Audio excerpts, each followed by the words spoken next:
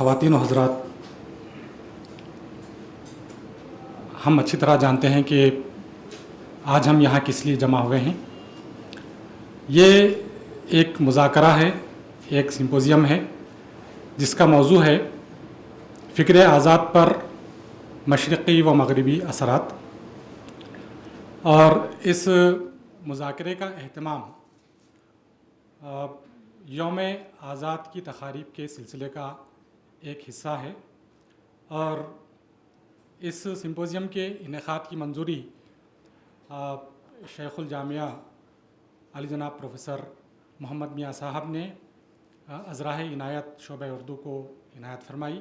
اس کے لیے میں اپنی جانب سے اور شعبہ اردو کی جانب سے ہمارے محترم شیخ الجامعہ پروفیسر محمد میاں صاحب کا حد درجے ممنون اور سپاسگزار ہوں۔ اس مذاکرے میں شرکت کے لیے ہم نے شہر کے بہت سارے معززین، دانشوروں اور صحافت سے وابستہ حضرات، جامعات سے وابستہ پروفیسرز حضرات کو زحمت دی ہے، جن کے نام ہیں پروفیسر معظم علی، شعبہ سیاسیات، central university of Hyderabad, professor Mohsin Usmani, شعبہ Arabi, English and foreign languages, university Hyderabad, محترم المقام جناب نسیم عارفی صاحب، ایڈیٹر روزنامہ اعتماد، اور ڈاکٹر عقیل ہاشمی صاحب، سابق صدر شعبہ اردو، عثمانیہ یونیورسٹی، اور ہمارے محترم بزرگ اور دانشور اور عالم ڈاکٹر سید رحیم الدین کمال صاحب اس مذاکرے کی صدارت فرمانے والے ہیں۔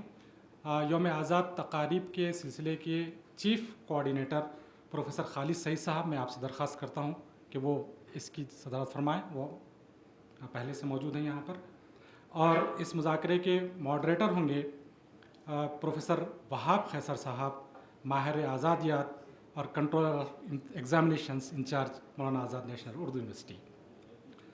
تو سب سے پہلے میں شعبہ اردو کی جانب سے اس حال میں تشریف فرما تمام صدور شعبہ، پروفیسر حضرات اور associate professors, assistant professors, research scholars, طلباء و طالبات کا، اور بالخصوص ہمارے معزز مہمانوں کا صمیم قلب سے استقبال کرتا ہوں، خوش آمدید کہتا ہوں۔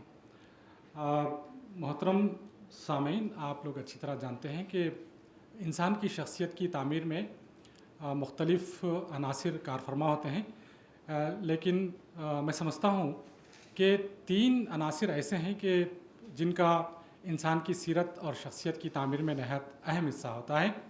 یہ 3 عناصر ہیں، ایک تو ہے حافظہ، اور دوسرے ہے علم، اور تیسرے ہے ذہانت۔ ان تینوں عناصر کا کردار انسانی شخصیت کی تعمیر میں نہایت اہم ہوتا ہے۔ اگر ان تینوں میں سے کسی آدمی کو، کسی فرد کو کوئی ایک عنصر بھی غیر معمولی طور پر ملتا ہے تو وہ زندگی کے میدان میں بہت آگے بڑھ جاتا ہے۔ ان تینوں میں سے اگر ایک عنصر بھی کسی کو غیر معمولی طور پر مل جاتا ہے تو وہ زندگی کی دوڑ میں بہت آگے نکل جاتا ہے، زندگی کے مختلف شعبوں میں سے کسی بھی شعبے میں شہرت اور کمال حاصل کرتا ہے۔ لیکن مولانا آزاد کی شخصیت کا معاملہ یہ تھا کہ خواہ حافظہ ہو، خواہ علم ہو، خواہ ذہانت ہو، تینوں عناصر فیاض ازل نے ان کی طبیعت میں بڑی ہی فیاضی کے ساتھ ودیعت کیے تھے۔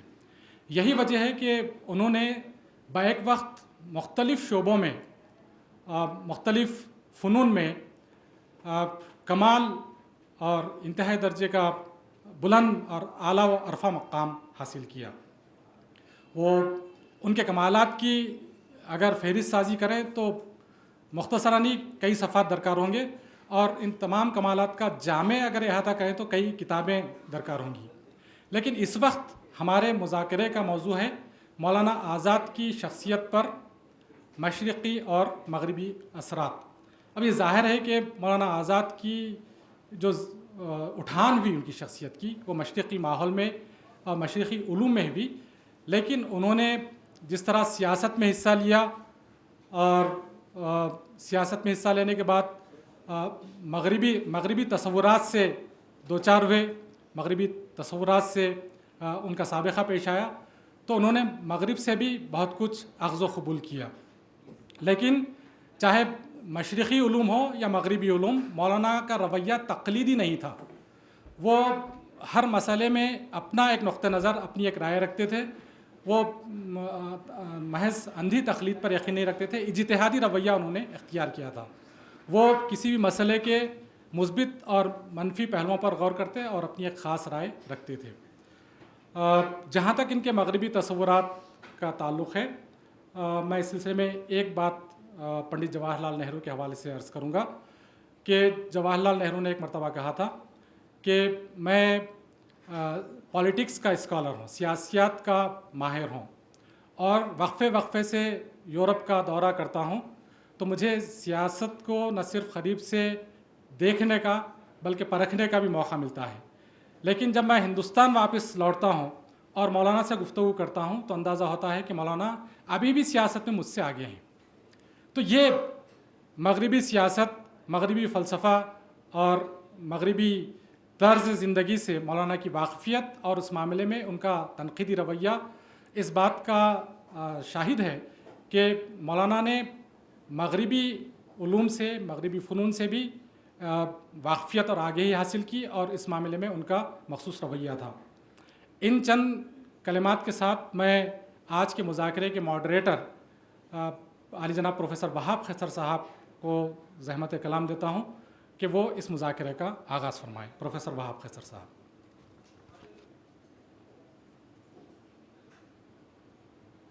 صدر مذاکرہ کا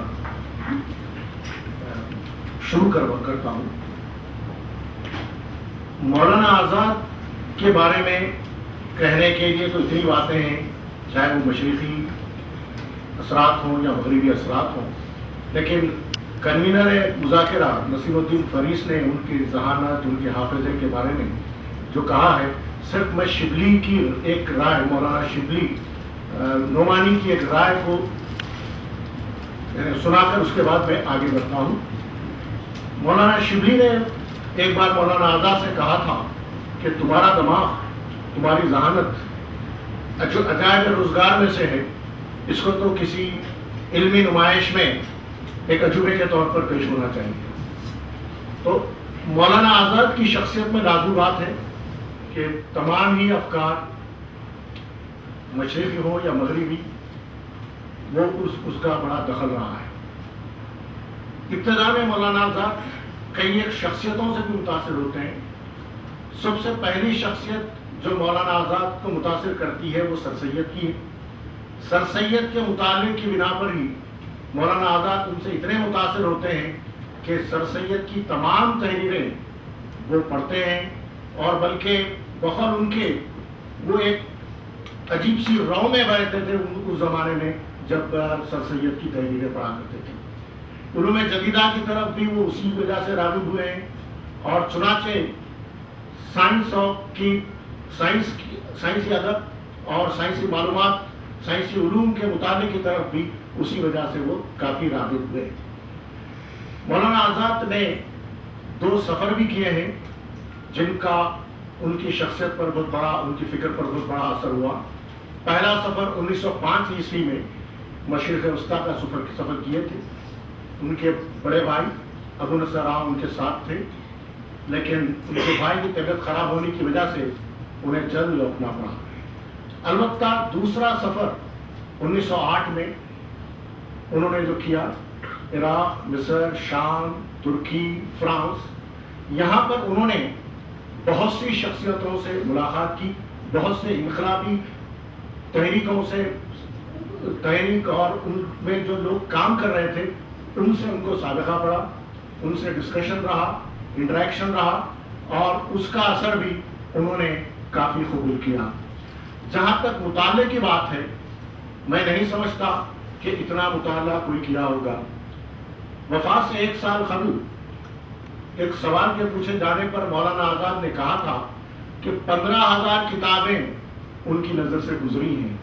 تو ایک شخص اپنی 68 سالہ زندگی میں 15,000 کتابیں پڑھتا ہے، اور ایک ذہانت رکھنے والا شخص جیسے مولانا آزاد تھے تو ان کے علم میں، ان کے متاثر ہونے میں کیا شبہ ہے کہ یہ کتابیں اردو، فارسی، عربی اور انگریزی کی ہوتی تھی.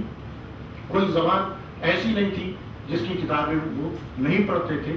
فرانسیسی بھی انہیں آتی تھی، فرانسیسی کتابیں بھی انہوں نے پڑھی.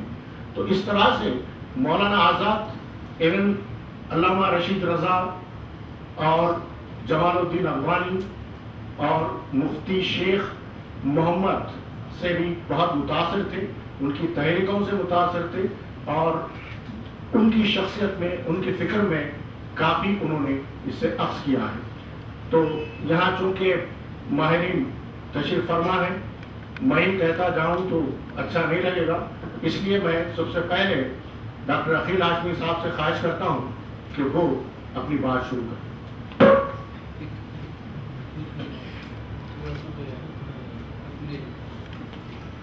میں تھوڑا اس جلسے کو، اس بحث کو سسٹمیٹک کرنے کی، کیونکہ ہمارے بہت سے طلبا ہمارے ماہرین سے واقف نہیں ہیں. میں بتا دینا چاہتا ہوں، تعارف ایسے ہو چکا ہے، لیکن پرسنلی میرے دائیں جانب پروفیسر معظم علی صاحب، صوبہ سیاست، سینٹرل یونیورسٹی ہے، جو دائیں اسٹک شرٹ میں جو پہنے بیٹھے ہیں پروفیسر معظم علی صاحب. دوسرے ہیں جناب پروفیسر عقیل ہاشمی صاحب. خصوصاً میں طلبا کو تعارف کرانا چاہ رہا ہوں، یہ عثمانیہ یونیورسٹی کے جو شعبہ کے صدر رہ چکے ہیں. میرے دائیں جانب جو میرے قریب جو بیٹھے ہیں وہ ہیں جناب پروفیسر محسن عثمانی صاحب. آپ افلو میں عربی شعبہ عربی کے صدر ہیں، اور ان کے کالم سیاست میں مسلسل آتے رہتے ہیں. یہ عربی دنیا میں بڑے اسکالر کی حیثیت سے جانے جاتے ہیں. ادھر میرے بائیں جانب میرے سے قریب پروفیسر وہاب فیصل صاحب، جسے آپ سب جانتے ہیں، جو ہماری یونیورسٹی کی سب سے مقبول ترین شخصیتوں میں سے ایک ہے. ان کے بازو بلیک شرٹ پہ جو بیٹھے ہوئے ہیں جناب نسیم عارفی صاحب. اور یہ بلکہ یوں کہنا چاہیے کہ حیدرآباد کی جو سیاست یعنی صحافت ہے، صحافت کی جو تربیت ہے، اس میں ان کا ایک بہت بڑا رول رہا ہے. آج کل انہوں نے اپنی صحافتی زندگی کا آغاز سیاست سے کیا تھا، اور آج کے اعتماد میں جوائنٹ ایڈیٹر کی طرح سے ہمارے شہر کے دانشور جناب کیپٹن نے جو بیٹھے ہوئے ہیں جناب عبدالرحیم کمال صاحب، یہ دانشور ہیں، مفکر ہیں، اور عربی اور فارسی پر دسترس رکھتے ہیں، اور اپنی فکر سے انہوں نے حیدرآباد کے متاثر کیا ہے. جناب نسیم الدین فری صاحب کنوینر، یہ آپ ٹھیک ہے. جناب عقیل ہاشمی صاحب. سب سے پہلے تو میں شعبہ اردو مانوں کا شکر گزار ہوں کہ انہوں نے صدی تقاریر کے سلسلے میں، خصوصاً پیدائش کے سلسلے میں، ابوالکلام آزاد کی اس یونیورسٹی میں مجھے دعوت دی، اور میں اس کا شکر گزار ہوں. آج کا جو مذاکرہ ہے، جیسا کہ آپ کے علم میں آ چکا کہ مولانا آزاد کی فکر پر مشرقی و مغربی اثرات، یہ موضوع بہت وسیع ہے، اور اس کی کئی جہتیں ہیں، کئی سمتیں ہیں. ظاہر ہے مشرق اور مغرب کا تقابل اپنے مقام و مرتبے کے ساتھ کیا جائے تو یقیناً اس میں کئی ایسے زاویے ہمارے سامنے آئیں گے جس میں تفاوت بھی ہوگا، فرق و امتیاز کی بھی جہتیں نکلیں گی، اور ساتھ ہی اس میں ابوالکلام آزاد جیسی عبقری شخصیت سے متعلق گفتگو کرنا شاید مجھ جیسے طالب علم کے لیے گوارا تو نہیں کہوں گا، لیکن سزاوار بھی نہیں ہے. کسی نے کہا تھا کہ کچھ بلبلوں کو یاد ہے کچھ قمریوں کو یاد، کچھ بلبلوں کو یاد ہے کچھ قمریوں کو یاد، عالم میں ٹکڑے ٹکڑے تیری داستاں کے ہیں. ابوالکلام آزاد کے بارے میں شاید یہ شعر بہت صحیح اور صادق آتا ہے. اصل بات یہ ہے کہ مولانا آزاد ایک ایسی نابغہ شخصیت رہی ہے کہ جس نے ایک زمانے کو، ایک عالم کو متاثر کیا. وہ اپنی ذات میں، جیسے کہ ابھی ابتدائی گفتگو میں ڈاکٹر نسیم الدین فریس نے بہت صاف لفظوں میں کہا کہ کسی ایک جہت میں ابوالکلام آزاد کو مقید نہیں کیا جا سکتا. وہ بیک وقت مجاہد آزادی، سیاس، مدبر، مقرر، مفسر، صحافی، اور سب سے بڑی بات یہ کہ وہ ادیب اور شاعر کی حیثیت سے بھی اپنا ایک وقار اور مرتبہ رکھتے تھے. یہاں مشرقی اور مغربی اقدار کے بارے میں جب بات آتی ہے تو اس میں آپ بطور خاص اس بات کا خیال رکھیں کہ مشرق کا مزاج اور مغرب کا مزاج بہت یکسانیت کو دور کی بات ہے. اس میں بعد المشرقین کی سی گفتگو ہے، یعنی مشرق اور مغرب.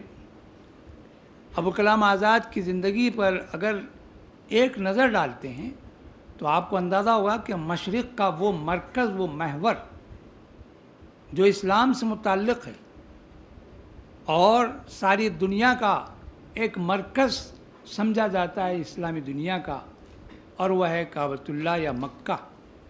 اس مقام پر ان کی پیدائش ہوتی ہے اور جس ماحول میں وہ تربیت پاتے ہیں تو اس کا اندازہ کرنا بہت آسان ہے کہ انہوں نے اپنے بچپن سے لے کر لڑکپن تک وہ زبان اور وہ اقدار حاصل کیے جو فی الواقع مشرقی اقدار کا ایک معیار رکھتے تھے. اور پھر ہندوستان میں آنے کے بعد اس مزاج و مرتبے کو سامنے رکھ کر اگر ابوالکلام آزاد کی زندگی کا ہم مطالعہ کرتے ہیں تو آپ کے سامنے ایسی کئی باتیں آئیں گی جس کا اظہار شاید میں اپنی چھوٹی سی گفتگو میں آپ کو کچھ ہی لمحوں میں بات بتاؤں گا. سب سے پہلی بات تو یہ، ہم پھر آتے ہیں آپ کے پاس. میں ڈاکٹر رحیم الدین کمال صاحب سے خواہش کرتا ہوں کہ بات کو آپ آگے بڑھائیں. جناب سر،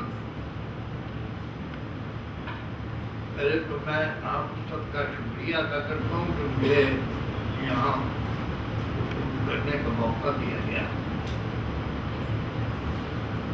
مولانا ابوالکلام آزاد کے سلسلے میں میری پرسنل دلچسپی as a scholar as a hospital کئی مرحلوں سے گزرتی ہے. سب سے پہلے تو ظاہر ہے کہ وہ کئی اعتبار سے میری دلچسپی کا موضوع تھے، خصوصاً قرآن کی تفسیر، صحابت، بہت سی باتیں. مگر جب میں نے انڈین انڈیپینڈنس پر تحقیق کرنا شروع کیا اور اس پہ لکھنا شروع کیا تو میری دلچسپی اور وسیع ہوتی گئی اور میں نے کئی پہلوؤں پر قطعی کوئی رائے قائم کرنے کی کوشش کی. ایک تو یہ کہ مولانا کی دوسرا جو بہت اہم پہلو ہے وہ قرآن پاک کی تفسیر ہے، اور اس تفسیر کو پڑھنے کے بعد سب سے پہلے یہ معلوم ہوتا ہے کہ اس زمانے میں جس طرح کی تفسیر مصر اور مشرق وسطیٰ میں لکھی جا رہی تھی وہی تفسیر اسی اعتبار سے مولانا کے پاس ملتی ہے. اور اس میں سائنس کے پورے عنوانات قرآن کی مطابقت میں موضوع تھے. تو اس تفسیر کی وسعت اور اس کی اہمیت بہت بڑھ جاتی ہے. ایک تو یہ بات. دوسری بات یہ تھی کہ مولانا کی زندگی کو میں نے اسٹڈی کی اور کہا کہ اس کو مختلف حصوں میں بات کے دیکھنا چاہیے کہ آخر کس طرح ان میں تبدیلی آئی. یہ اپنے بچپن سے ریولوشنری تھے اور بہت بڑے ریولوشنری تھے، اور بنگال کی ریولوشنری کہہ کے اس کو بیان کرنے کے لیے تو ایک دفتر چاہیے. اور اس وقت دیکھیے دو باتیں عجیب و غریب ہیں کہ ایک طرف مولانا ابوالکلام آزاد ینگ ریولیوشنری کی حیثیت سے چھائے ہوئے تھے پالیٹکس میں، ہندوستانی پالیٹکس پر، اور وہ ہندوستانی پالیٹکس پر سارا بنگال بھی چھایا ہوا تھا، ایک بات یہ بھی ہے۔ اور ان میں مولانا بنگال ریولیوشنریز میں وہ بھی نمایاں تھے۔ ایک اور بات ہے کہ بنگال کے بہت ریولیوشنری ہیں، اس کی تفصیل آپ سے، مگر ان سب سے زیادہ جو پیش تھے ریولیوشنری میں وہ مولانا آزاد تھے، اور چنانچہ انہوں نے ایک موقع پر اپنا خطاب ہی، اپنا لقب ہی آزاد کر دیا اسی مناسبت سے۔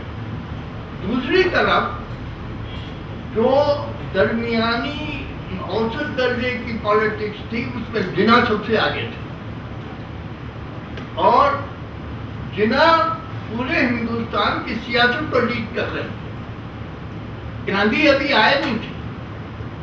تو اس پس منظر میں دیکھا جائے ان کی فکر کے ارتقاء کو تو معلوم یہ ہوگا کہ ایک بات جو بہت اچھی ہوتی ہے ایک اسکالر میں، وہ ان کی ذات میں ابتدائی سے موجود تھی، وہ تجسس۔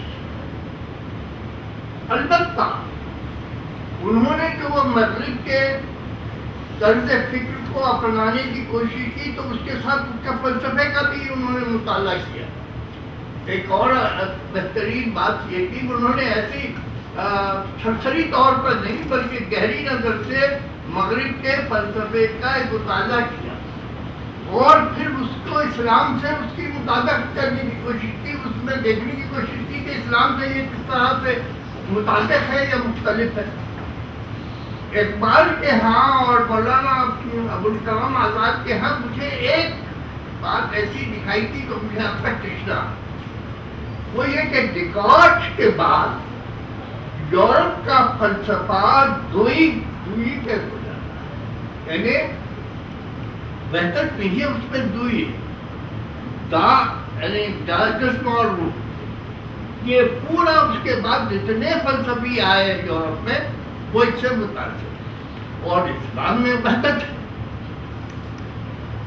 محترم رحیم الدین کمال صاحب نے پالیٹکس کی بات شروع کی ہے، تو یہاں پولیٹیکل سائنس کے پروفیسر ہیں معظم علی صاحب، میں خواہش کروں گا کہ وہ اس کو آگے لے جائیں۔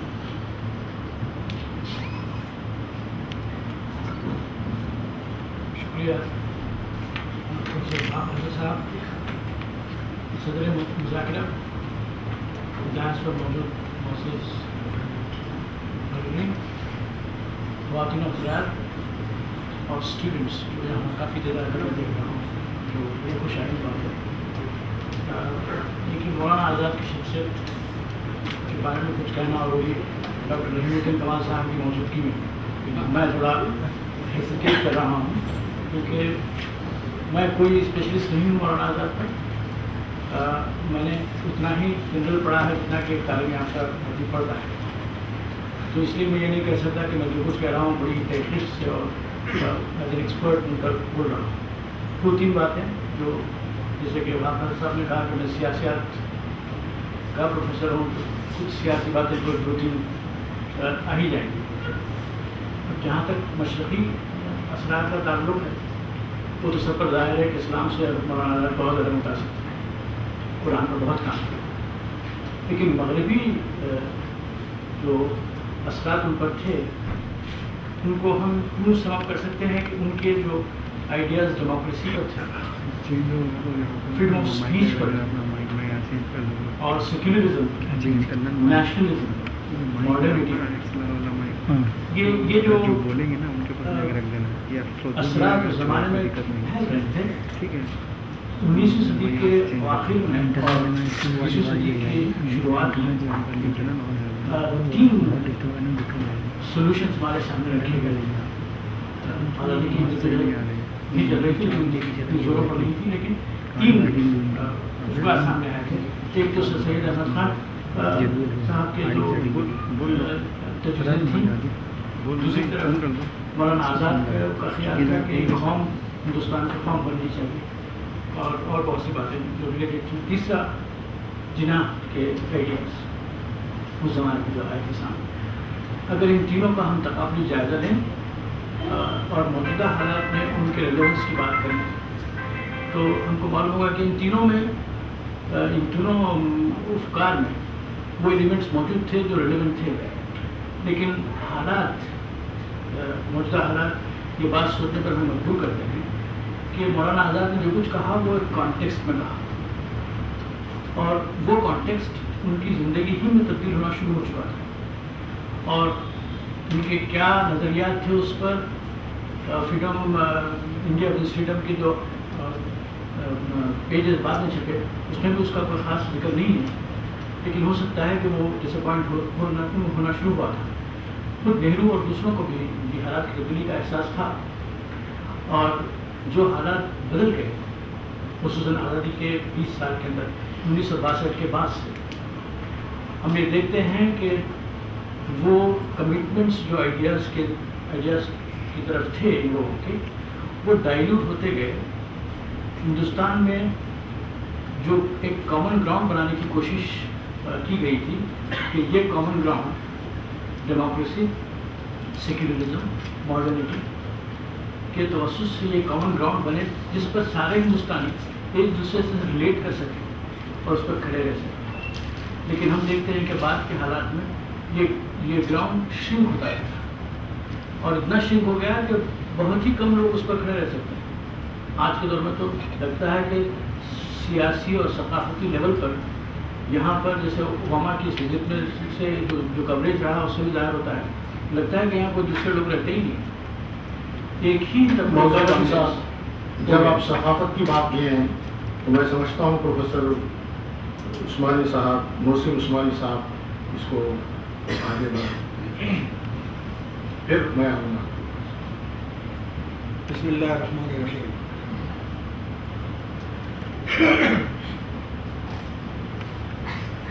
محترم صدر، عالموں اور دانشوروں کی اس محفل میں مجھے بلایا گیا ہے اور کچھ کہنے کے لیے کہا گیا ہے، تو فارسی کا یہ مصرع یاد آتا ہے کہ کلاه گوشہ دہقاں با آفتاب رسید۔ یہاں بہت ہی عالمانہ اور دانشورانہ انداز میں مولانا کی شخصیت کے مختلف پہلوؤں پر گفتگو کی جا رہی ہے۔ مولانا کی تفسیر قرآن کا بھی حوالہ دیا گیا اور مولانا کے سیاسی موقف کے سلسلے میں بھی باتیں ہوئیں، اور بھی بہت سارے پہلو ہو سکتے ہیں۔ مناسب معلوم ہوتا ہے کہ جیسا کہ محترم جناب رحیم الدین کمال صاحب نے تفسیر کا تذکرہ کیا، میں تفسیر کا تذکرہ اس خاص پہلو سے کرنا چاہتا ہوں جس کا تعلق مولانا آزاد کی دانشوری اور ان کے جدید مطالعے سے ہے۔ مولانا آزاد کی تفسیر بہت اہم تفسیر ہے، ادبی اعتبار سے تو اس کا کوئی جواب ہی نہیں ہے۔ سورہ فاتحہ میں مولانا نے جو علم و فضل کے موتی بکھیرے ہیں اور ادب و نشا کے جو پھول کھلائے ہیں اس کا تو کوئی جواب نہیں ہے، لیکن میں اس کو چھوڑتے ہوئے صرف سورہ کہف کا حوالہ دینا چاہ رہا ہوں۔ سورہ کہف مولانا کی تحقیقی ذوق کا شاہکار ہے۔ اہل کہف کون تھے اور پھر ذوالقرنین کی جو بحث ہے وہ یوں سمجھیے کہ وہ اب حرف آخر ہے۔ وہ مولانا سے پہلے لوگ یہ لکھا کرتے تھے کہ ذوالقرنین سے مراد سکندر اعظم ہے، سکندر مقدونی ہے، اور اس طرح کے بہت سے خیالات لوگوں نے پیش کیے تھے، لیکن یہ مولانا آزاد کی جدید معلومات، آرکیولوجی، علم الآثار، جدید جغرافیے اور انگریزی کتابوں کے مطالعے کا کرشمہ ہے کہ انہوں نے ایک نئی تحقیق پیش کی، اور یقین دلاتے ہیں آپ کو کہ آج تک اس کی کوئی تردید نہیں ہو سکی۔ اور بہت سارے لوگوں نے، ان میں سے ایک یہ کم مطالعہ شخص بھی ہے جس نے جاننے کی بہت خواہش کی کہ کاش یہ معلوم ہو جائے کہ مولانا آزاد نے کہاں سے یہ اخذ کیا۔ یہ مولانا آزاد کی ذہن کی، ان کی تحقیق کا یہ کارنامہ ہے اور اس سے پہلے اور اس کے بعد کسی نے بھی یہ نہیں کہا، اس سے پہلے نہیں کہا کہ اس سے مراد جو ہے سائرس ہے اور کہ خسرو ہے جو کہ حکمراں تھا۔ مولانا آزاد کی تحقیق بالکل جدید مطالعے، عصری مطالعے، انگریزی کتابوں کے مطالعے، آرکیولوجی کی بنیاد پر ہے۔ انہوں نے دلیل میں کہا کہ اب تک لوگ کہتے آئے ہیں کہ وہ اس سے مراد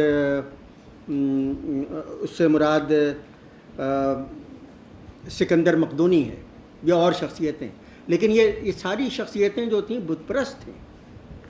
مولانا آزاد نے جس شخصیت کا نام لیا ہے وہ موحد ہے، اور مشرق و مغرب میں اس کی جو فتوحات کا تذکرہ ہے۔ پھر انہوں نے ایک مجسمے کا تذکرہ کیا ہے جس کی ذوالقرنین، جس کی 2 سینگیں ہیں، جس سے مشرق اور مغرب کی طرف اس کی فتوحات کا اشارہ ملتا ہے۔ اور اس کے بعد جتنے مفسرین ہیں سب نے اس کی تحقیق کی۔ مولانا حفظ الرحمن صاحب کی کتاب آئی، مولانا علی میاں صاحب نے لکھا، اور دوسری تمام شخصیتوں نے جو ان کے بعد لکھا، انہوں نے اس کا اعتراف کر لیا ہے کہ مولانا نے جو کہہ دیا ہے وہ بالکل حرف آخر ہے، اس میں اب کوئی اضافہ نہیں ہو سکتا، اور اس سے پہلے کی جتنی تحقیقات تھیں وہ صحیح نہیں تھیں۔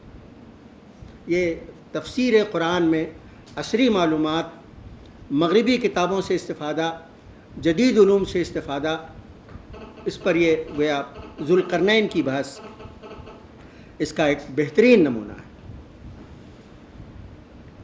اب اس کے بعد جو گفتگو ہو رہی تھی غالباً شاید اس کی طرف بھی مجھے کہا گیا، ثقافت اور مولانا کا سیاسی موقف۔ میں پروفیسر محسن عثمانی صاحب سے خواہش کرتا ہوں کہ پھر میں آپ کی طرف آؤں گا۔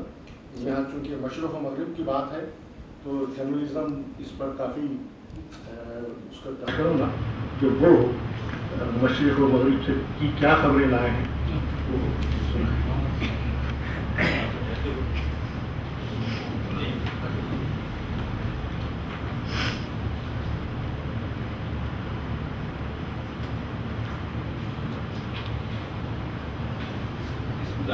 ذاکری کے ساتھ پروفیسر خالد سعید صاحب اور حضرات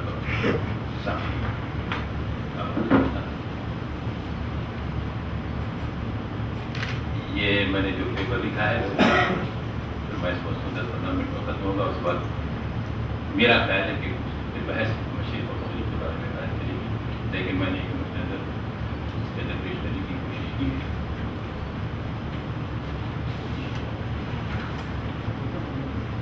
مولانا ابوالکلام آزاد نے کم عمری میں علم و ادراک کی بلندیوں پر اپنی کمر نکال دی تھی۔ ان کے سامنے ایسا تصور جہاں جلوگر ہو گیا تھا جس میں قدیم و جدید کا اختیار ملتا تھا۔ آزاد کی فکری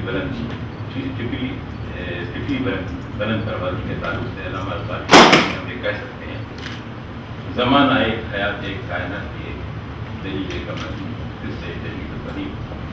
آزاد کا ذہنی میدان ابتدائی سے نئی راہوں کی تلاش میں تھا۔ ہم کی تابندہ ذہانت کا اس بات سے اندازہ لگا سکتے ہیں کہ ابھی ان کی 15 سال کی عمر میں دانشوروں میں ادبی ذوق کی تربیت اور مسلمانوں کی معاشرے کی اصلاح اور ان میں تعلیمی ذوق پیدا کرنے کے لیے 1903 میں لسان الصدق سے چلا کیا۔ لسان الصدق میں شائع شدہ مضامین سے پتہ چلتا ہے کہ تعلیم سے متعلق آزاد کے خیالات و ترقی پسند اور جدید تقاضوں سے ہم آہنگ تھے۔ انہیں نہ صرف طلبہ بلکہ تعلیم یافتہ طبقے میں بھی سائنٹفک نظریات کی اشاعت کی بڑی فکر تھی۔ وہ یہ چاہتے تھے کہ اس معاملے میں اردو اہم رول ادا کرے۔ یہی وجہ تھی کہ آزاد نے اردو میں سائنٹفک اور فلسفیانہ کتابوں بالخصوص بیکن، نیوٹن اور ڈارون کی تصانیف کے ترجمے پر بہت زور دیا تھا۔ ان کی خواہش تھی کہ قارئین میں تلاش جستجو کا جذبہ پیدا ہو۔ ان کا خیال تھا کہ ایسے مضامین مسلم معاشرے کی حیہ کا راستہ ہموار کر سکتے ہیں۔ لسان الصدق نے آزاد کو کم عمری میں اس عہد کے مسلم دانشوروں سے مطابق کروایا تھا۔ لوگ حیران تھے کہ 15 سال کا نوعمر جوان اس قدر اعلیٰ پائے کے ادبی رسالہ کا تمدید ہے۔ حال ہی نے جو اس زمانے میں مغرب اسرار کے زیر سر اردو شاعری کی حیاتی تجربے کے ذریعے مسندی اور مسدس کی تحقیق کی تھی، اور دنیا میں تہلکہ مچا چکی تھی. جب پہلی بار آزاد کو دیکھا تو یقین نہیں آیا کہ یہی وہ نام آزاد ہے جو لسان بنتی ہے. جب اس کی تصدیق ہوئی تو ان کی حیرانی کی تحریک کی. لیکن یہ بھی دلچسپ حقیقت ہے کہ آزاد جب 35ویں سال میں داخل ہوئے تو لسان تھے پاکستان. مولانا آزاد کا ذہنی پہلے ہی سے بہت وسیع تھا کیونکہ ان کے سینے میں وہ حدیث رسول تھی, اللہ نے ساری زمین کو میرے لیے سرجگہ بنایا. یہ تصور حیات آزاد جیسی اپنی شخصیت میں آفاقیت پیدا کرتا ہے. یہ آفاقیت زمان و مکان کے حدود کو اس وقت ہو لیتی ہے جب کوئی انسان ظاہری و باطنی حدود پر حاکمانہ کی طرف کر لیتا ہے. ویسے تو آزاد جب ان کی ماں باپ کے لیے میں نے تھوڑا سا ان کی شخصیت کو پیش کرنے کی کوشش کی ہے تاکہ میں اصل موضوع پہ جا سکوں. میں سمجھتا ہوں کہ آزاد کو سمجھنے میں آسانی ہو سکتی ہے. ویسے تو آزاد جب ان کے ماں باپ کے لیے احمد تھے. 7-8 سال کی عمر میں مکہ معظمہ سے کلکتہ آ گئے تھے. وہ والد تھے تعلیم تھے, وہ ان کے پہلے مولوی بنے. بعد میں انہوں نے احمد کے لیے استادوں کا انتظام کیا. گھر کی 4 دیواری ان کے لیے مدرسہ اور جامع بھی بنائی تھی, جہاں انہوں نے 15 سال کے اندر ہی علوم اسلامی کے مختلف لوگوں کے ساتھ فلسفہ, منطق, کیمیا, علم فلکیات نہ صرف کبھی بلکہ عربی, فارسی اور ترکی ادب کا مطالعہ کر لیا.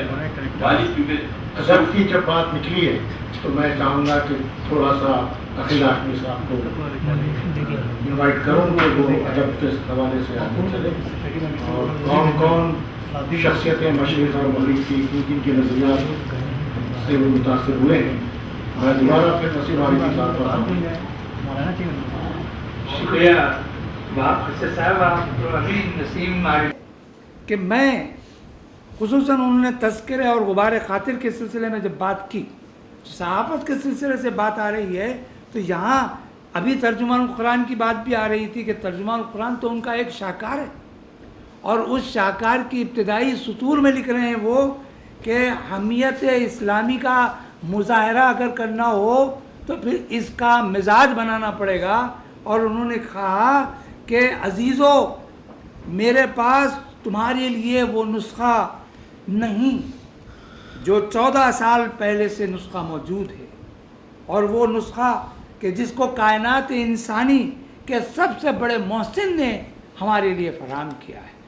تو آپ کو اندازہ ہوگا کہ ابوالکلام آزاد کے ذہن میں, ان کی فکر میں مشرقیت کا جو انداز تھا وہ اس قدر غالب اور محیط تھا کہ کسی سمت سے, کسی رخ سے اس سے آپ اعراض تو بہت دور کی بات ہے, گریز پا بھی نہیں ہو سکتے.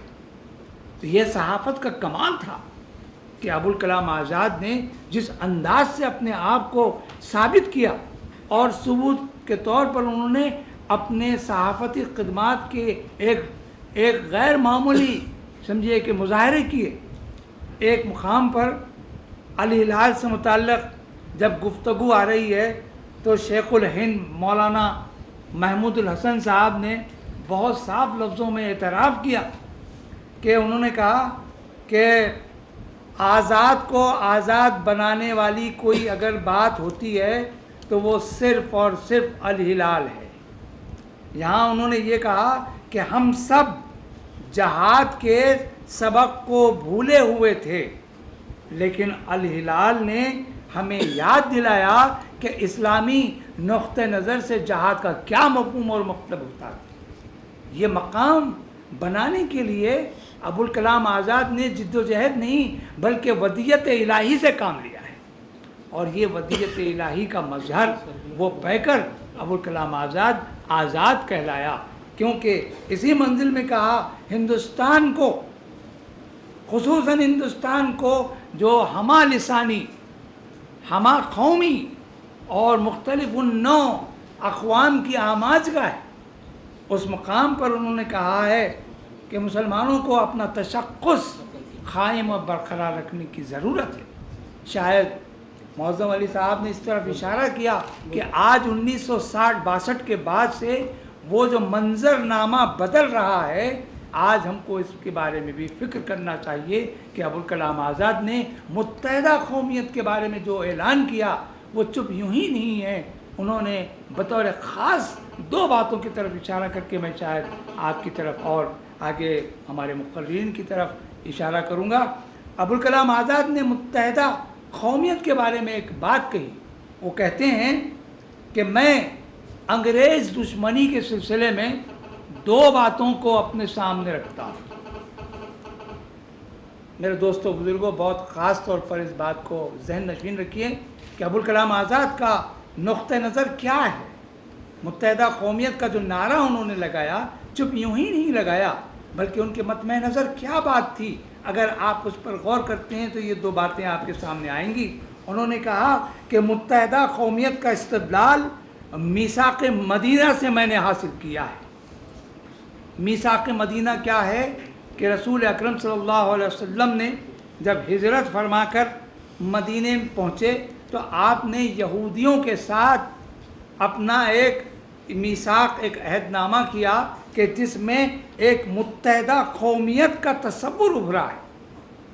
और फिर दूसरी बात उन्होंने कहा कि अगर मुत्तहिदा हिंदुस्तान को मुत्तहिदा कौमियत की सूरत से देखना हो तो फिर ये देखिए कि कौमी और सियासी मफादात को सामने रखते हुए या इसके हुसूल के लिए किसी मुल्क की तक़सीम से मुझे इनकार है। ये दो बात जी।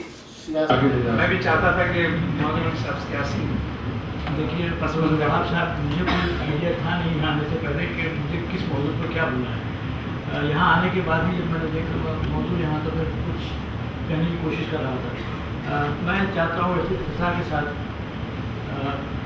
किसी भी बड़े थिंकर के साथ ये बात ज़रूर पूछी जाती है कि उनके अफकार का मौजूदा ज़माने में क्या रेलेवेंस है।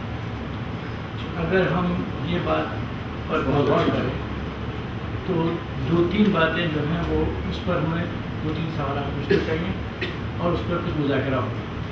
पहली बात तो ये है कि मौलाना आज़ाद ने, जैसे कि आपने भी फरमाया, कि एक मुत्तहिदा कौमियत का तस्वीर जाता है। क्या ये मुमकिन हो पाया 70-60 सालों के बाद? क्या ऐसी कोई कौम बन पाई? या इन अफकार को बस कुछ डाल के कुछ हालात ऐसे बदले कि इस कौम में हमको वो सारे एलिमेंट्स नज़र नहीं आते हैं जो मौलाना आज़ाद ने सोचा था, जिसके बारे में सोचा था। पहली बात। दूसरी बात ये कि जहाँ तक जमहूरियत का ताल्लुक़ है, उसकी इतनी बिगड़ी हुई शक्लें हमारे सामने आएंगी ये कोई तस्वीर नहीं कर सकता था 47 और उससे पहले। वो जो बिगड़ी हुई शक्लें हमारे सामने आएंगी वो मौलाना आज़ाद के अफकार के बिल्कुल खिलाफ जाती है। ये जो है इस पर भी जो है सवाल उठाने की ज़रूरत है। तीसरी बात यह है कि नेशनलिज्म जो तस्वुर था और मॉडर्निटी, क्या ये सब बातें हो पाएँ इतने सालों के बाद? अगर हमें सवाल पूछें तो हालात की तब्दीली में ऐसा लगता है कि ये सब बातें नहीं हो पाएँ जिस तरह से मौलाना ने पर सोचा था। अगर ये बात दुरुस्त है तो फिर जो दो और नज़रिया हमारे सामने थे, जिना का जो तस्वुर था और सर सैयद का जो तस्वुर था कि मुस्तक़बिल क्या होना चाहिए, इन सवालात के साथ साथ अगर इनके अफकार पर भी गुफ्तगू हो तो शायद हम कोई अच्छे हल की तरफ जा सकें। मैं डॉक्टर रहीमुद्दीन कमाल साहब से खाली देखिए, हमारे प्रोफेसर साहब ने जो बहस उठाई है उस सिलसिले में एक मसले को सामने रखना जरूरी है। हिंदुस्तान में जिस जमहूरियत की सूरत अब आपके सामने आ रही है उसके पस मंजर में हम जाने उसकी तफसील को देखने की जरूरत नहीं है। इस वक्त हमको ये देखना है कि मौलाना आज़ाद की मशरिक़ और मग़रिब के असरात पे क्या पड़े और उन्होंने अपने तौर पर उस सियासी जमात से जिनका वो ताल्लुक हो गया था किस तरह निभा किया। और दूसरी बात यह है कि फिक्र में उन्होंने जो बुनियादें पैदा की थी। एक बात आपको बताता हूँ कि मौलाना अबुल कलाम आज़ाद की ज़िंदगी में एक ऐसा मरहला भी आया जहाँ उनके अफकार में एक बड़ा तरातुम पैदा हो गया। तो वो क्या था? वो था कॉन्फ्लिक्ट इस्लामी अफकार का اور یہ موجودہ حالات اور ریولوشنری وہ تھے، ان اقدار کا تحکم تھا، اس کو انہوں نے جیسا کہ ابھی آپ کے سامنے کہا اسلام کی روشنی میں اس کو سالو کیا، اس کانفلکٹ کو نکالا، لیکن عملاً ان کو آخر سے لے کر اپنی زندگی کے آخری مرحلے تک صرف ایک موقع ایسا ملا تھا کہ وہ یہ سمجھتے تھے کہ وہ اس اقدار کو حاصل کر لیں گے، وہ تھا جبکہ بیبل تھے ان کی اور یہ مذاکرات کر رہے تھے اور ان کی حیثیت پریزیڈنٹ آف کانگریس کی تھی۔ اس زمانے میں وہ بہت حد تک کریٹو ہو گئے تھے اور دونوں نے برابر یہ فیصلہ کیا تھا کہ ہندوستان متحد رہے گا۔ جب برٹش گورنمنٹ کو یہ معلوم ہوا کہ یہ ہو رہا ہے تو فوراً بڑی ذلت سے بیبل کو اپنے اٹھا دیا، اور اس کے ساتھ ہی ساتھ میں یہ بھی کہوں گا کہ مولانا کو صدارت سے کانگریس سے ہٹا دیا گیا۔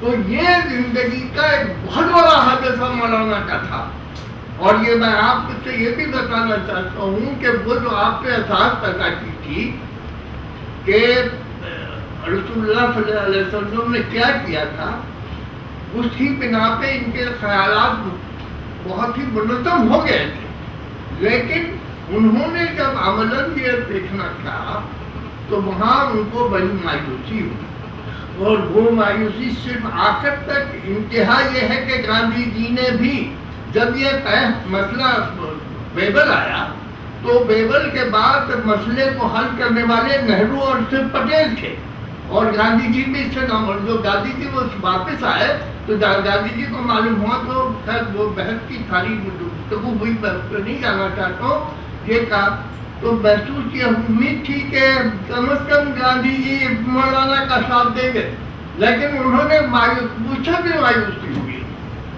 تو اس وقت مولانا کی جو ذہنی اور یعنی جذباتی کیفیت تھی اس کا اندازہ لگانے کے لیے آپ کو بڑے گہرے لٹریچر سے پوری لٹریچر سے واقف ہونا کا، تب آپ معلوم کریں گے کہ ہندوستان نے کیا غلطی کی، اور مولانا کا نام اگر رہ سکتا ہے تو وہ اسی وجہ سے کہ انہوں آخری دم تک وہ متحدہ ہندوستان کے لیے کوشش۔ میں سمجھتا ہوں نسیم علی کے ساتھ اس کو اور آگے بڑھائیں گے اس بات کو۔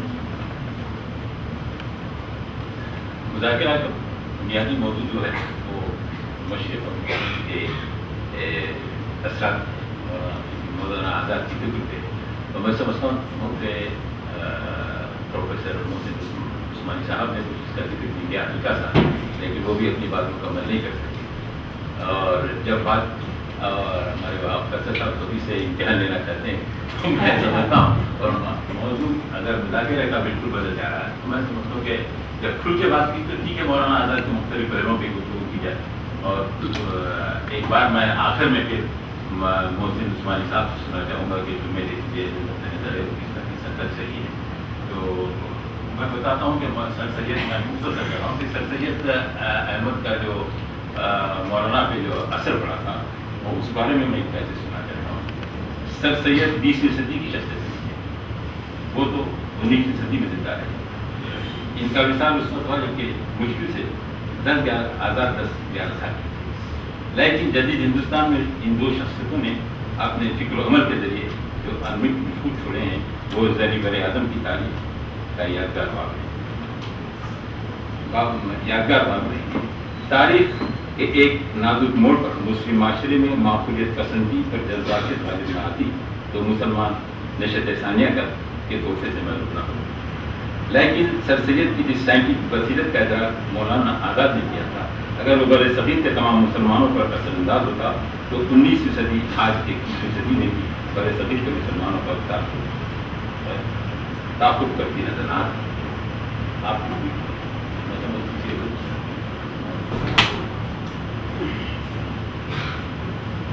میں آپ ٹھیک ہے، میرا جو نقطۂ نظر یہ کہ کیا آپ کیا بولتے ہیں کہ جو مسلمانوں کی جو نشست ثانیہ کے بارے میں کیا 20ویں صدی میں کیا مسلمانوں کے نشست ثانیہ کے اسباب پیدا ہوئی تھی؟ دو بڑی اہم شخصیتیں 19ویں صدی اور 20ویں صدی میں جو رہی ہیں اور انہوں نے اپنے اثر ڈالا ہے، لیکن اس کا کوئی اثر مسلمانوں پہ ہندوستانی مسلمان بلکہ صغیر کے مسلمانوں پہ نہیں، نیکی کرنی ہے؟ ایک بات ہے کہ اس بات کے ساتھ میں سمجھتا ہوں پہلے سے تھوڑا مذاکرہ ٹریک پہ نہیں ہے، تو میں سمجھتا ہوں اور بھی جو ہے آؤٹ آف ٹریک ہو جائے گا، تو اسی لیے میں اس کو ٹریک پہ لاتے ہوئے پروفیسر محسن عثمانی صاحب سے خواہش کرتا ہوں. سر ایک منٹ میں صرف عارف صاحب سے ستروں کے بعد ہم مشرقی اور مغربی فکر پر ان کے اثرات کو تلاش کر رہے ہیں. میں سمجھتا ہوں کہ مشرق اور مغرب کے تضاد کو سمجھنا ہی سب سے اہم بات ہے کہ مشرق کیا ہے، مشرقیت کیا ہے اور پھر مغرب کیا ہے. تو مشرقی تہذیب یا مشرقی اقدار دراصل اسلامی تہذیب و ثقافت کی دین ہے، اور اگر اس کا امپلیمنٹ، اگر اس کا سمجھے عمل دخل ہندوستان کی سطح پر کر رہے ہیں ہم لوگ، تو یقیناً تو مشرقیت سے گفتگو ہو رہی ہے ہماری. اب یہ دیکھا جائے گا کہ مغرب اور مشرق کا کتنا اثر ابوالکلام آزاد نے قبول کیا، لیکن پہلے تو یہ بات ہمارے سامنے آنی چاہیے کہ خود مشرقیت کیا ہے اور مشرقیت سے مراد کیا ہے. تو میری دانش میں یہ ہے کہ مشرقیت اسلامی تہذیب و ثقافت اور اس کا امپلیمنٹیشن ہے، جو کسی قیمت پر بھی ابوالکلام اپنے تحریروں کے ذریعے سے اس کا اظہار چاہتے ہیں. پروفیسر عثمانی صاحب.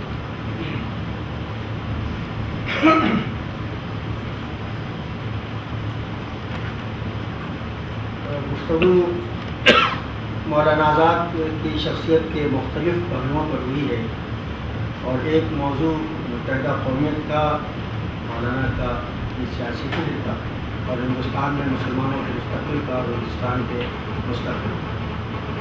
مجھے یہ محسوس ہوتا ہے کہ اگر میرے ذہن میں جو دو چار باتیں ہیں اگر اس وقت نہ کہی جائیں گی تو یہ موضوع تشنا رہ جائے گا، اور اتنی بڑی تعداد میں جو اسکالرس مولانا آزاد مستی کے اور باہر سے موجود ہیں، وہ شاید وہ شعر ہے کہ امیر جم ہے احباب درد دل کہہ لے، پھر التفات دل دوستاں رہے نہ رہے. متحدہ قومیت کے سلسلے میں مولانا آزاد نے جو نقطہ نظر اختیار کیا تھا، اس کا تعلق صرف ان کے زمانے سے نہیں تھا، بلکہ وہ اسلام کے مطالعے پر مبنی تھا. اور میں سمجھتا ہوں کہ ہندوستان میں مسلمانوں کے مستقبل اور ہندوستان کے مستقبل کا حساب اس کا ہے. مولانا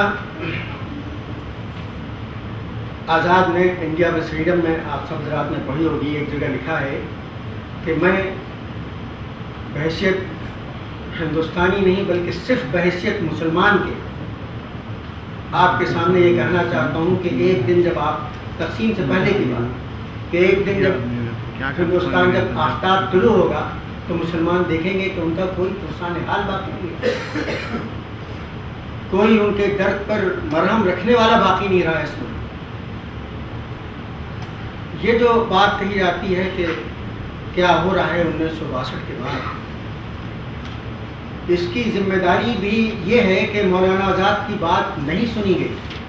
وہ ایک دور افتادہ صدا، مولانا آزاد نے جو کہا وہ الفاظ تو یاد نہیں ہے، تو انہوں نے کہا کہ جب میں نے لکھنا چاہا تو تم نے ہمارے ہاتھ کاٹ دیے، میں نے چلنا چاہا تو تم نے ہمارے پیر کاٹ دیے.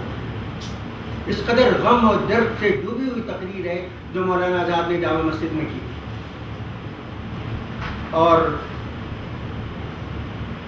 62 کے بعد کیا حالات ہیں میں آپ کو بتاتا ہوں کہ یہ کہنا تو چھوٹا منہ بڑی بات ہے کہ بہت دیکھے ہیں میں نے مشرق و مغرب کے میخانے، لیکن بہت سارے اسلامی ملکوں میں اور عرب ملکوں میں جانے کا مجھے موقع ملا ہے. جتنی آپ کی شکایتیں ہیں برحق، جتنی ناانصافیاں ہو رہی ہیں وہ بھی درست، اور ہم اس کے سلسلے میں لڑتے رہیں گے. لیکن آپ یہ بات یاد رکھیے کہ دنیا کے کسی مسلم ملک میں، کسی عرب ملک میں آپ کو وہ آزادیاں حاصل نہیں ہیں جو اس ملک میں آپ کو حاصل ہیں. سینکڑوں عربی مدارس کام کر رہے ہیں، بے شمار دینی تحریکیں کام کر رہی ہیں، ہندوستان کی تمام زبانوں میں قرآن مجید کا ترجمہ اور اسلامک لٹریچر تیار ہوا ہے، بے شمار تنظیمیں ہیں جو اپنے اپنے طور پر اس ملک میں کام کر رہی ہیں. یہ آزادی آپ کو دنیا کے کسی مسلم ملک میں، کسی عرب ملک میں نہیں ہے، اس بات کو آپ یاد رکھیے. اور اگر مولانا آزاد کو جو مایوسی ہوئی تو مایوسی ہندوستان سے زیادہ اس قوم سے ہوئی ہے جس کو انہوں نے اپنا مخاطب بنایا تھا.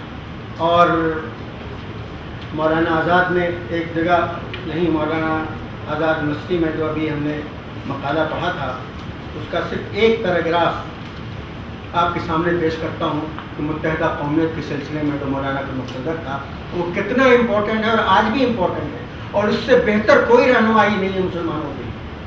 مولانا آزاد نے کہا کہ میں مسلمان ہوں اور فخر کے ساتھ محسوس کرتا ہوں کہ ایک مسلمان ہوں۔ اسلام کی 1300 برس کی شاندار روایتیں میرے ورثے میں آئیں، میں تیار نہیں کہ اس کا چھوٹے سے چھوٹا حصہ بھی ضائع ہونے دوں۔ اسلام کی تعلیم، اسلام کی تاریخ، اسلام کے علوم و فنون، اسلام کی تہذیب میری دولت کا سرمایہ ہے اور میرا فرض ہے کہ اس کی حفاظت کروں، اور بحیثیت مسلمان ہونے کے میں مذہبی و کلچرل دائرے میں خاص ہستی رکھتا ہوں اور میں برداشت نہیں کرتا تاکہ کوئی اس میں مداخلت کرے۔ لیکن اسی کے ان تمام احساسات کے ساتھ میں ایک احساس اور بھی رکھتا ہوں، اور اسلام کی روح مجھے اس سے نہیں روکتی، اسلام کی روح مجھے اس سے نہیں روکتی، اسلام میں میری رہنمائی کرتی ہے۔ میں فخر کے ساتھ محسوس کرتا ہوں کہ میں ہندوستانی ہوں، میں ہندوستان کی ایک ناقابل تقسیم متحدہ قومیت کا ایک عنصر ہوں جس کے بغیر عظمت کا ہیکل، ہندوستان کی عظمت کا ہیکل ادھورا رہ جاتا ہے۔ میں اس کی تکوین کا ایک ناگزیر عامل ہوں، میں اس دعوے سے کبھی دستبردار نہیں ہو سکتا۔ میں یہ عرض کرنا چاہتا ہوں کہ صحیح ترین رہنمائی ہے ہندوستان کے مسلمانوں کے لیے۔ یہ بالکل صحیح ہے کہ ہمارے ساتھ ناانصافیاں ہو رہی ہیں اور ہم ان انصافیوں سے لڑتے بھی رہیں گے، لیکن اس کا دوسرا پہلو جو ہے کہ ہمیں اس ملک میں کام کرنے کی جو آزادیاں حاصل ہیں وہ آپ کے کسی مسلم ملک میں اور عرب ملک میں حاصل ہیں، اس کو ہمیشہ پیش نظر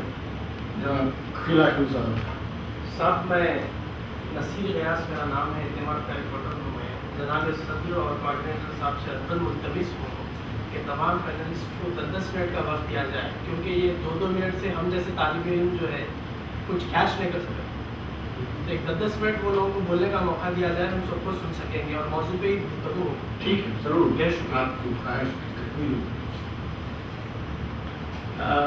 محسن عثمانی صاحب نے جس تقریر کا حوالہ دیا،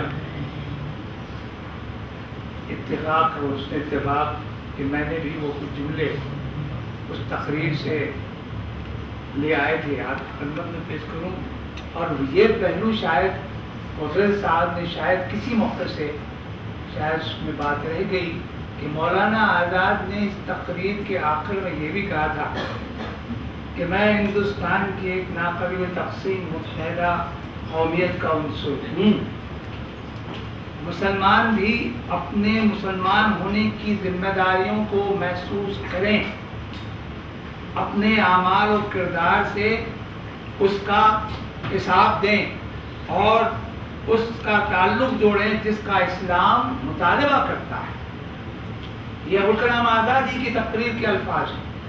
تو معلوم یہ ہوا کہ متحدہ قومیت کا عنصر یا اس کو غالب یا محیط بنانا مقصود نہیں تھا، بلکہ تشخص اسلامی کا تشخص کرنا خود ابوالکلام آزاد کے مد نظر تھا۔ اس مرحلے پر انہوں نے صاف لفظوں میں کہا ہے کہ خصوصاً ترجمان القرآن کے سلسلے میں وہ اہدنا الصراط المستقیم کہ جو آیت، جو فقرہ، جو آیت کا ٹکڑا ہے وہ دعائیہ کلمات ہیں، اس کی تفسیر کے سلسلے میں لکھتے ہیں کہ خدا نے ہدایت کے 4 قسمیں بتائی ہیں۔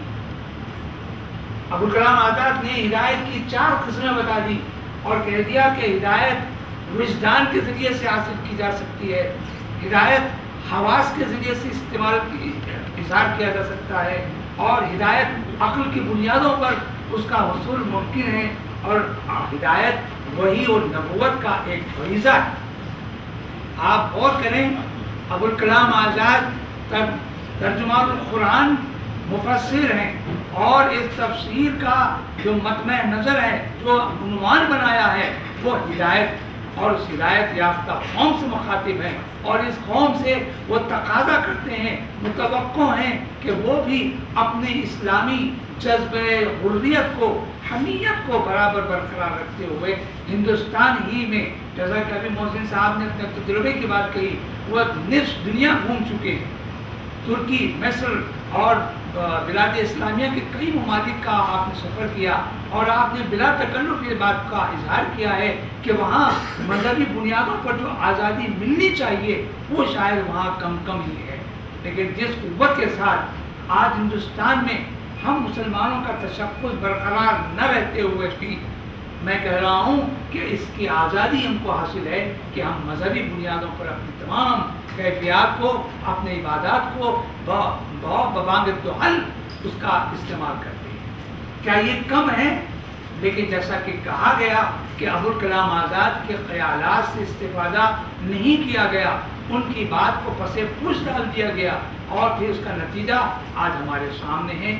آج بھی ہمارے لیے ضروری ہے، ہو جاتا ہے کہ ہم ابوالکلام آزاد کے افکار عالیہ کو سامنے رکھیں، ان کی تحریروں کا پھر سے ایک بار محاسبہ کریں، تجزیہ کریں، مطالعہ کریں، ریسرچ اسکالرز کے ذریعے سے ان باتوں کو سامنے لائیں کہ آخر ان کے سامنے وہ کیا متحدہ قومیت کا نظریہ تھا اور جس کے ذریعے سے وہ ایک نئے ہندوستان کو دیکھنا چاہتے تھے. شکریہ. کمال صاحب ہم کو اس وقت جو ہے مولانا آزاد کی فکر پر مشروطی اور مقلوبی اثرات، اس کو ہم نے ایک حد تک طے کیا.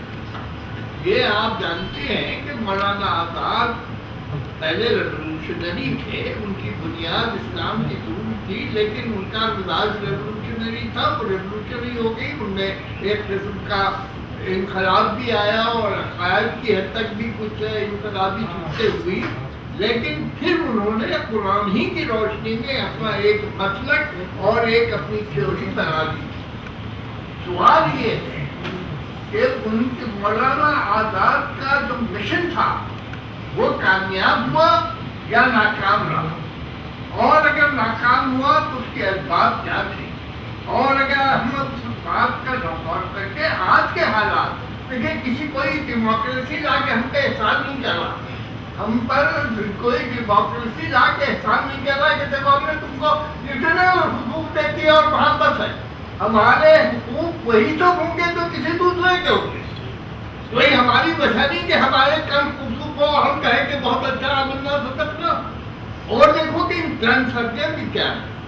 یہ مولانا آزاد کی محرومی کا جو احساس تھا اس میں انہوں نے ایک حد تک درست کیا تھا کہ اپنی تقریر جو آپ نے کی اس پر مسلمانوں سے کہا کہ دیکھو میں یہ تم سے کہتا تھا نہیں ہوا، مگر وہ موقع نہیں تھا. مجھے اجازت دیجیے کہ وہ موقع جب کہ مسلمان بری طرح سے پریشان ہاتھ تھے اور یہ تو وہ کر رہے تھے کہ کوئی نہ کوئی ان کا ہاتھ سنبھال لے گا، ان کے حالات کو بدل دے گا.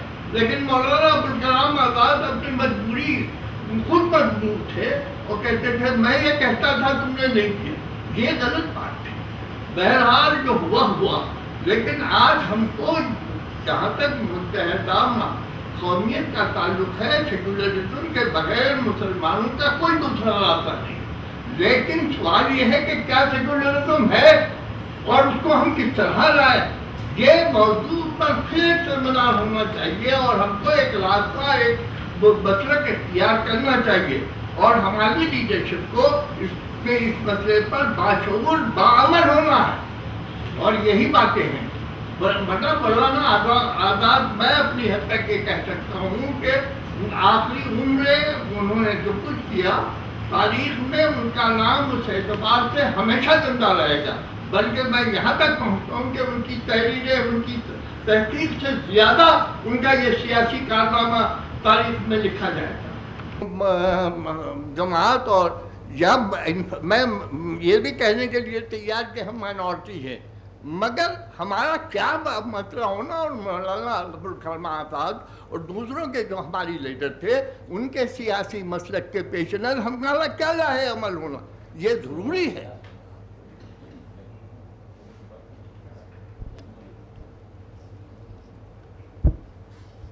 آپ بات کریں. میں نسیم عارفی صاحب سے خواہش کرتا ہوں کہ وہ بات کو آگے لے جائیں. میں سمجھتا ہوں کہ میں اس موضوع، اس مذاکرے کے بنیادی موضوع پر میں آنا چاہتا ہوں اور میری خواہش ہے کہ اس موضوع پہ میرے اظہار خیال کے بعد میرے محترم بزرگ پروفیسر عثمانی صاحب کو ذکر کے تفصیل پر روشنی ڈالیں گے.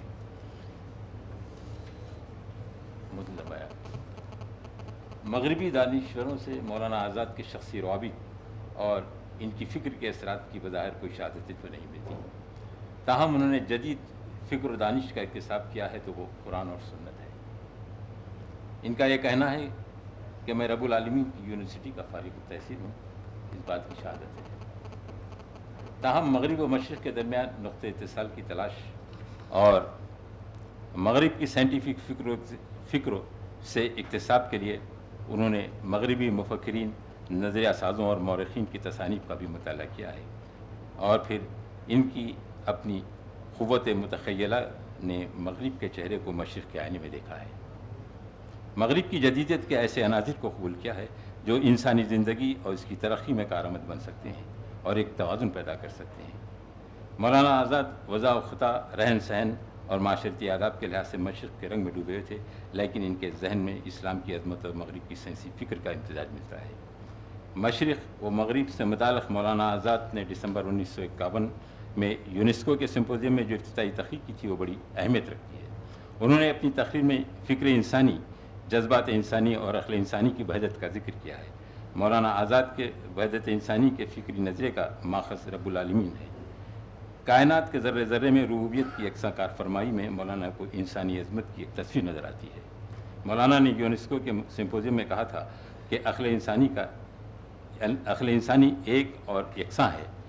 انسانی جذبات میں بھی یکسانیت پائی جاتی ہے اور دنیا میں ہر جگہ ایسے ہی جیسے حالات ہیں، اور انسانی ارادہ بھی کم و بیش ایک ہی طرح کار فرما ہے. مولانا کے یہ خیالات بھی قرآنی مزاج کی عکاسی کرتے ہیں اور یہ تعلیم دیتے ہیں کہ ہم انسانیت کو اپنی منطق اور فلسفی کی بنیاد پر منتقسم نہیں کر سکتے. یہی مولانا آزاد کا مشرق و مغرب کے لیے پیام تھا. میں سمجھتا ہوں کہ پروفیسر محسن عثمانی صاحب پروفیسر عثمانی صاحب، اچھا آپ کچھ کہنا چاہیں؟ ٹھیک ہے. اس کے بعد یہاں پر بہت سے ریسرچ اسکالرس موجود ہیں. میں ان سے یہ کہنا چاہتا ہوں کہ جناب، مشرق اور مغرب دو اکائیاں نہیں ہیں. مشرق بھی ایک بہت کمپلیکس انٹیٹی ہے اور مغرب بھی. آپ کو یاد ہے اچھی طرح سے کہ فیشنزم بھی مغرب سے ہی آیا تھا، نازیزم بھی مغرب سے ہی آیا تھا، سوشلزم بھی مغرب سے ہی آیا تھا. تو یہ کہنا کہ مغرب کو ایک اکائی ہے درست نہیں ہے. تو یہ ریسرچ اسکالرس خاص طور سے نوٹ کریں کہ مغرب کو ایسا ایک فکر کا نام نہیں ہے، کہ وہ بہت ڈائیورس ہے، بہت مختلف ہے. جب ہم مغرب کی بات کرتے ہیں اکثر ہم اینگلو سیکشن لوگوں کی ہی بات کرتے ہیں. ہم کانٹیننٹل فلاسفرس کی بات نہیں کرتے ہیں، فرینچ کی، جرمن کی اور دوسرے لوگوں کی باتیں نہیں کرتے ہیں. ہم کرتے ہیں اینگلو سیکشن لوگوں کی باتیں. تو یہ جو لمیٹیشن ہے اسے سوچنا چاہیے. دوسری بات، اگر اس تناظرے میں مولانا آزاد پر مغرب اور مشرق کا اثر اگر آپ دیکھنا چاہیں گے تو کون سا اثر آپ دیکھیں گے؟ یہ ایک کنٹروورشل بات بن جاتی ہے. اگر آپ اینگلو سیکشن ورلڈ ہی کی بات کرتے ہیں تب یہ کہا جا سکتا ہے کہ democracy, freedom of the press, secularism, modernity, یہ سب باتیں مولانا آزاد پر اثر انداز ہوئیں. ورنہ آپ نے ڈاکٹر صاحب نے جو یہ کہا کہ ان پر امتزاج جو اثرات ہوئے تھے، تلاطم ان کی شخصیت میں پیدا ہوا تھا، وہ اسی کانفلکٹ کی وجہ سے ہوا تھا. رائٹ. تو یہ کہنا کہ وہ بالکل یا مشرقی ہیں، مغرب کا ان پر کوئی اثر نہیں، درست بات نہیں ہے. مغرب کے اثرات بھی مولانا آزاد پر مرتب ہوئے اور انہوں نے حتی الامکان، چونکہ وہ بہت زیادہ اسلامی اثرات رکھتے تھے اپنے اندر، تو انہوں نے بڑی مشکل سے اس کا مقابلہ کیا ہے. تو وہ جو انیزینس ہے جو اس سے پیدا ہوتی ہے وہ بھی ان کی رائٹنگز میں کہیں آپ کو واضح ملیں گی، واضح طور پر. تو جہاں تک مغرب کا اثر ہے، یہ کہنے میں کوئی مجھے تعامل نہیں ہے کہ مولانا آزاد مغربی افکار سے بھی، مغربی کا میرا مطلب اینگلو سیکشن افکار سے بھی متاثر ہوئے ہیں، اس میں کوئی دو رائے نہیں ہے. لیکن ایک بات جو ہمیں یاد رکھنی چاہیے وہ یہ کہ جس کانٹیکسٹ میں انہوں نے بات کی وہ کانٹیکسٹ ہمیشہ ہمارے ذہن میں رہنا چاہیے. جو سوشو اکنامک کنڈیشنز میں انہوں نے یہ باتیں کہیں وہ تبدیل ہوتی گئیں، اور آج جو شکل یہ سوشو اکنامک کنڈیشنز نے ایکوائر کر لی ہے اور ہمارا جو 60 سال کا تجربہ اس ملک میں رہا ہے، اس کے تناظرے میں ہم کو ان کے افکار کا جائزہ لینا چاہیے. میں یہ بارہا کہتا آیا ہوں اور یہ اسے دہرا رہا ہوں. شکریہ. ڈاکٹر رحیم الدین میں کمال اس کا صاحب. اضافہ کرنا چاہتا ہوں کہ مولانا آزاد، اقبال اور دوسرے ہمارے جو بزرگ ہیں مغرب کو پارشلی جانتے تھے. ابھی اس کا پورا تجزیہ اب ہوا ہے اور اب ہمارے پاس مغرب فکر کے اعتبار سے، عمل کے اعتبار سے بہت زیادہ ہم جانتے ہیں. ہماری جنریشن اور خصوصاً مجھ جیسا اسکالر میں انگلی رکھ سکتا ہوں کہ کیا رانگ ہے، واٹس رانگ. یہ مغرب کے جو اثرات ہیں بہت سرسری طور پہ جانتے تھے. اور انتہا یہ ہے، جیسے میں نے پہلے بھی کہا ہے، ڈیکارٹ کے بعد جو دوئی پیدا ہوئی تھی فلسفے میں، اس سے بھی اقبال جیسا آدمی ناباخد تھا. اور چنانچہ وہ اپنے خطبات میں اس کے ریفرنسز چلے آ رہے ہیں، تو وہاں بہت بڑا کانفلکٹ ہے. تو اقبال یہ جو مغربی اثرات ہیں یہ بڑے سپرفیشل تھے. ڈیموکریسی، سیکولر جو چیزیں تھیں وہ چیزوں نے، خاص طور پر ریولوشن نے مولانا آزاد کو جو متاثر کیا ہے وہ فرانس کے ریولوشن نے متاثر کیا تھا، کیونکہ وہ مزاجن سے اس کو انہوں نے ریزالو کیا اسلام کی تاریخ میں، اور اسلام کا جو انر پہلو تھا ریولوشن کا ان کے گرفت میں آیا. لیکن مغرب ان کی گرفت میں پوری طرح نہیں آیا. اور آج میں آگے دہل کہنے کو تیار ہوں کہ آج بھی ہم مغرب کو بہت کم جانتے ہیں. پروفیسر عثمانی صاحب. میرے خیال سے اس موضوع پر تسلی بخش باتیں کہی گئی ہیں. یہ دعویٰ کوئی نہیں کرتا ہے کہ مولانا آزاد تمام مغربی علوم کے ماہر تھے. بنیادی طور پر مولانا آزاد کی پرورش اور نشو و نما ایک خانقاہ، ایک علمی خانوادے میں، لیکن پیر خانوادے میں. ان کے والد مولانا خیر الدین ایک بہت بڑے مرشد اور پیر تھے، اور انہوں نے وہ قدیم کتابیں جو ہندوستانی درسگاہوں میں، دینی درسگاہوں میں پڑھائی جاتی تھیں، وہ سب پڑھی تھیں. اصل مولانا آزاد کا جو کمال ہے وہ یہ ہے کہ ایک شخص جس کی ساری نشو و نما دینی علوم اور مشرقی علوم کے ماحول میں ہوئی ہے، وہ کس طرح سے مغرب سے واقف، یورپ سے واقف، جدید نظریات سے بڑی حد تک واقف، زمانے کی تبدیلیوں سے واقف، اور گویا ایک جدید عصری انسان وہ بن جاتا ہے. حوالہ دیا گیا یونیسکو کا. یونیسکو کی ترقی میں مولانا آزاد کا حصہ ہے، اور ہندوستان سے اس کی وابستگی میں مولانا کا حصہ ہے. اور اس کے جلسوں میں مولانا نے اپنے خطبات پیش کیے ہیں، اور یہ کہا ہے کہ اگر دنیا میں کہیں علم اور فکر کی روشنی کہیں سے پیدا ہوگی تو یونیسکو سے پیدا ہوگی. تصور کیجئے کہ ایک ایسا شخص جس کی پرورش پرانے علوم کے گہوارے میں ہوئی ہے، جس نے قدیم انداز کی کتابیں بالکل شروع میں پڑھی ہیں، وہ کس طرح سے ایک خالص ایک عصری انسان بن جاتا ہے. اور پھر وزیر تعلیم ہونے کے بعد گویا وہ معمار تعلیم ہے. وہ آج یونیورسٹی گرانٹس کمیشن جس کے سائے میں ہندوستان کی تمام یونیورسٹیاں ہیں، اور یہ یونیورسٹی بھی ہے جس کے پاس ہم بیٹھے ہوئے ہیں، جس کے سائے شجر سایہ دار کے تحت ہم یہاں بیٹھے ہوئے ہیں. یہ بھی مولانا آزاد کے قائم کی ہوئی چیز ہے. مولانا آزاد جیسے ایک عالم دین وہ سائنس اکیڈمی بھی قائم کرتا ہے، وہ ٹیکنالوجی کے ادارے ہندوستان میں قائم کرتا ہے. یہ ضروری نہیں ہے کہ ایک شخص مغرب کے اور وہاں کے فلاسفہ کے تمام فلسفے کے تفصیلی مطالعہ کیا ہو، لیکن زمانے کی تبدیلیوں سے وہ پورے طرح وہ واقف ہے، اور وہ جانتا ہے کہ ہندوستان کو کس راستے پر لے جانا ہے، اور کون سا وہ راستہ ہے جس پر چل کر کے ہمارے ملک کا مستقبل درخشاں ہو سکتا ہے.